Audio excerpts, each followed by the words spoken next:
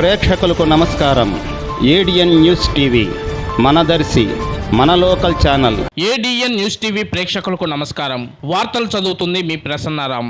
గణిత శాస్త్ర పితామహుడు శ్రీనివాస రామానుజన్ జయంతి సందర్భంగా స్థానిక కిజిజి ఉన్నత పాఠశాలలో జాతీయ గణిత శాస్త్ర దినోత్సవం మానవతా స్వచ్ఛంద సేవా సంస్థ ఆధ్వర్యంలో ఘనంగా నిర్వహించారు. ముందుగా రామానుజన్ చిత్రపటానికి పూలమాలలు వేసి కార్యక్రమం నిర్వహించడం జరిగింది. సంస్థ చైర్మన్ దేవతి వరప్రసాద్, కన్వీనర్ కపురం శ్రీనివాసరెడ్డి, అధ్యక్షులు దనిరెడ్డి వెంకటరెడ్డి పర్యవేక్షణలో దర్శి పరిసర ప్రాంతాలలో గణిత శాస్త్ర బోధకులను పలువురిని ఆహ్వానించి విద్యార్థులతో వారి అనుభవాలు పంచుకొని వారు పలువురిని ఆలోచింపజేసే విధంగా ప్రసంగించిన తరువాత వారందరినీ మానవతా స్వచ్ఛంద సేవా సంస్థ ఘనంగా సన్మానించడం జరిగింది. సన్మాన గ్రహీతలు ఏరేసి వెంకట ప్రసాద్ రెడ్డి, నాదెళ్ల శ్రీనివాసరావు, ముక్కు రమణారెడ్డి మరియు చెన్నూరి వెంకటేశ్వర్లు. ఈ కార్యక్రమంలో స్వచ్ఛంద సంస్థ సభ్యులు ఎస్ఎన్సిహెచ్ సుబ్బారావు, జె సుశీలమ్మ, పాఠశాల అధ్యాపకులు, సిబ్బంది తదితరులు పాల్గొన్నారు. చిన్నప్పటి నుండి ఏ విధంగా చదువుకోవాలి, బడిలో ఏ విధంగా ఉండాలి, హాస్టల్లో ఏ విధంగా ఉండాలి.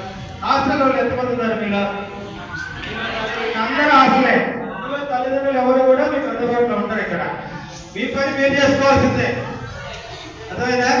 అందుకని మీ పని మీరు చేసుకునే ఇది మీకు వెసులుబాటు ఉంది. ఒకప్పుడు మాకైతే ఇంటర్మీడియట్ దాకా డిగ్రీ రాదు కూడా మన ఆందాలది బొమ్మనాలది వదిలిపెట్టి ఆందోళన ఉండేది. ఈ రోజు చిన్న పిల్ల వయసులో కూడా తల్లిదండ్రులు వదిలిపెట్టి వచ్చి హాస్టల్ ఉంటున్నారంటే మాకంటే చాలా గ్రేట్ మీరు. ఎందుకంటే డబ్బు తల్లిదండ్రులు ఇవ్వచ్చు, గవర్నమెంట్ చదివించవచ్చు, లేకపోతే ఇంకోటి ఏదైనా చేయొచ్చు. చదువుకోవాలనేటువంటి మీకు ఆ జిజ్ఞాస తప్పన ఉందంటే తల్లిదండ్రులు వదిలిపెట్టి కూడా ఒక్కసారి మా సంస్థ తరఫున మీకు కూడా కృతజ్ఞతాభినందనలు తెలియజేస్తున్నాం మీ అందరికి కూడా. ఎందుకంటే ఆ దశలో మేమున్నప్పుడు చిన్ని పేరు పట్టుకేసుకునే వాళ్ళం. బయటికి రావాలంటే భయం, ఒక గొప్ప చదవాలంటే భయం, కొంత మాట్లాడాలంటే భయం. ఇంకా చదువు డిఫరెంట్ ఉంటుంది. ఇంకా లెక్కలంటే అంత భయం.